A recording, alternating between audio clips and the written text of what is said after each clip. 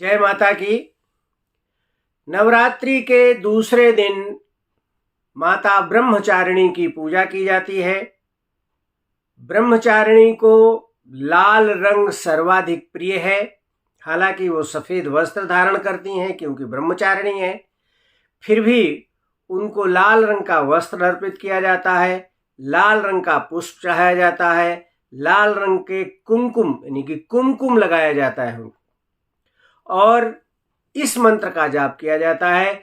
या देवी सर्वभूतेषु ब्रह्मचारिणी रूपेण संस्थिता नमस्तस्यै नमस्तस्यै नमस्तस्यै नमो नमः। दूसरे दिन लाल रंग के ही वस्त्र पहने और नवरात्रि के दूसरे दिन दुर्गा सप्तशती के 2 अध्याय यानी कि दूसरे और तीसरे अध्याय का पाठ किया जाता है। और चूंकि ये अध्याय संस्कृत में है और संस्कृत में शुद्ध पढ़ लिया जाए तो बहुत ही अच्छा है, और अगर शुद्ध नहीं पढ़ते हैं तो कहीं कहीं अर्थ का अनर्थ भी हो जाता है। इसलिए इसकी हिंदी पढ़ ली जाए तो भी अच्छा है, और हिंदी भी दुर्गा सप्तशती में जो लिखी हुई है वो काफ़ी कठिन है, उसको भी आसानी से समझना मुश्किल है। इसलिए हमने इसको एक कथा के रूप में वर्णन किया है। दूसरे दिन की कथा हम आपको अपने इस वीडियो में बताएंगे। दूसरे दिन की कथा में 2 बातें आई हैं। दुर्गा देवी का प्रादुर्भाव कैसे हुआ और दुर्गा देवी ने महिषासुर का वध कैसे किया। तो हम अपनी कथा प्रारंभ करते हैं। प्राचीन काल में देवताओं और असुरों में लगभग 100 वर्षों तक युद्ध चला था। इस युद्ध में देवताओं की हार हुई और असुरों के नायक महिषासुर ने इंद्रलोक पर कब्जा कर लिया, इंद्रलोक का अधिपति बन बैठा। तब सभी देवता ब्रह्मा जी के पास गए और ब्रह्मा जी से कहा कि हमारे इस कष्ट का निवारण कीजिए। तब ब्रह्मा जी को अपने साथ में लेकर के सभी देवतागण वहां गए जहां भगवान विष्णु और शिव विराजमान थे। देवताओं ने भगवान विष्णु और शिव को अपनी व्यथा कथा सुनाई। देवताओं की व्यथा सुनकर के भगवान विष्णु और शिव को बहुत क्रोध आ गया, और उसी क्रोध में भगवान विष्णु के मुख से एक तेज प्रकट हुआ। और भगवान विष्णु के मुख से जिस तरह का तेज प्रकट हुआ, उसी तरह का तेज भगवान शिव और अन्य देवताओं के शरीर से भी निकला, प्रकट हुआ। और देवताओं के शरीर से निकला हुआ यह समस्त तेज मिलकर एकाकार हो गया और वो एक देवी के रूप में परिवर्तित हो गया। इस तरह दुर्गा देवी का प्रादुर्भाव भगवान विष्णु और अन्य देवताओं के तेज से हुआ था।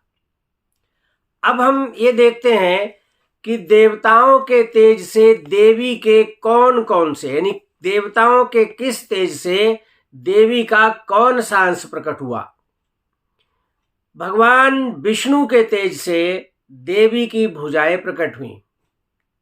भगवान शंकर के तेज से देवी का मुख प्रकट हुआ।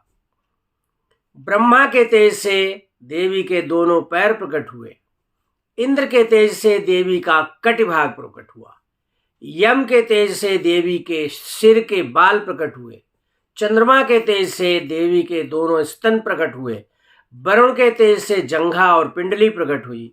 पृथ्वी के तेज से देवी के नितंब प्रकट हुए। सूर्य के तेज से उनकी पैरों की उंगलियां प्रकट हुईं और वसुओं के तेज से हाथों की उंगलियां प्रकट हुई। कुबेर के तेज से देवी की नासिका प्रकट हुई। प्रजापति के तेज से देवी के दांत, अग्नि के तेज से देवी के तीनों नेत्र, संध्या के तेज से देवी की भौहें और वायु के तेज से देवी के कान प्रकट हुए। और इस तरह दुर्गा देवी की उत्पत्ति देवताओं के तेज से हुई। अब दुर्गा देवी की उत्पत्ति तो हो गई, अब देवताओं ने दुर्गा देवी को अस्त्र शस्त्र दान दिए। क्या?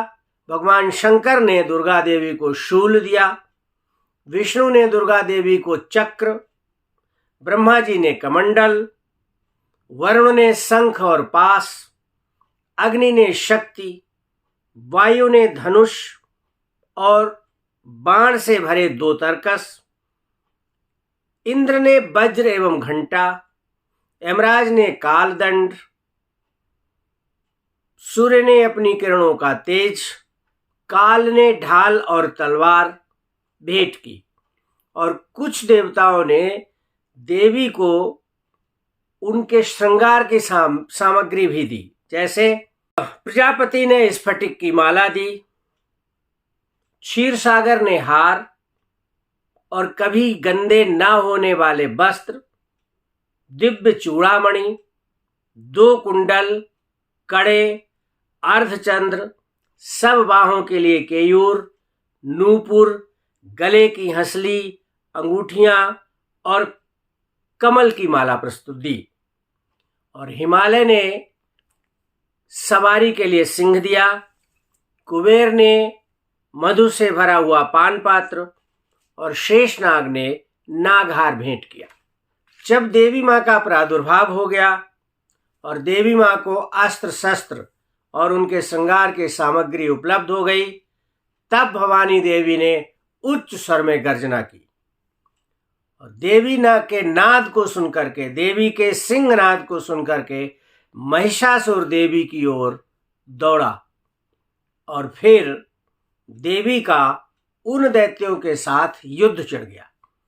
महिषासुर के जो प्रमुख सेनापति थे वह चिक्षुर, ये महिषासुर का सेना नायक था, इसका नाम था चिक्षुर। और चिक्षुर के अलावा चामर, ये चतुरंगिणी सेना के साथ लेकर के आया था। उदग्र 60,000 रथियों की सेना इसके साथ थी। महाहनु, इसके साथ 1 करोड़ रथियों की सेना थी। असिलोमा 5 करोड़ रथियों को लेकर के युद्ध के मैदान में आया।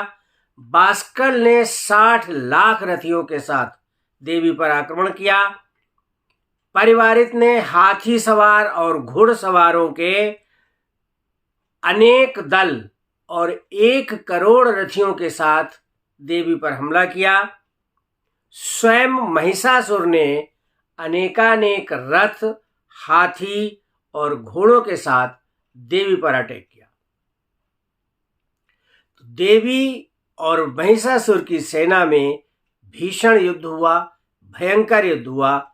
देवी की सवारी सिंह और देवी के गण भी इस युद्ध में देवी के साथ थे, देवी की सहायता कर रहे थे। सबसे पहले देवी पर महिषासुर के सेना नायक चिक्षुर ने विभिन्न अस्त्र शस्त्रों के साथ आक्रमण किया, परंतु देवी ने सभी अस्त्र शस्त्र काट दिए और उसका वध कर दिया।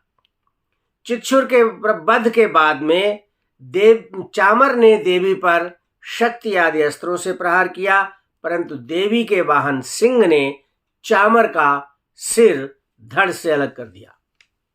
और उसके बाद देवी ने शिला और वृक्ष की मार से उदग्र का, दांतों, मुक्कों और थप्पड़ों से कराल का, गदा की चोट से उद्धत का, भिंदीपाल से बास्कल का, बाणों से ताम्र और अंधक का, त्रिशूल से उग्रास्य, उग्रवीर्य और महाहनु का, तलवार से बिडाल का, बाणों से दुर्धर और दुर्मुख का वध कर दिया।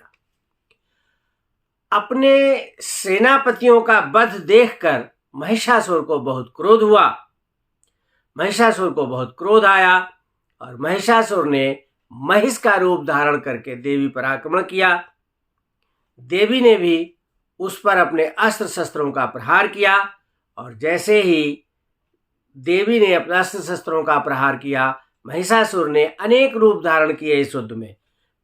पहले भैंसे का रूप धारण किया, फिर सिंह का रूप धारण किया, फिर खड्गधारी पुरुष का रूप धारण किया, फिर गजराज का रूप धारण किया और अंत में फिर भैंसे का रूप धारण करके देवी पर हमला किया।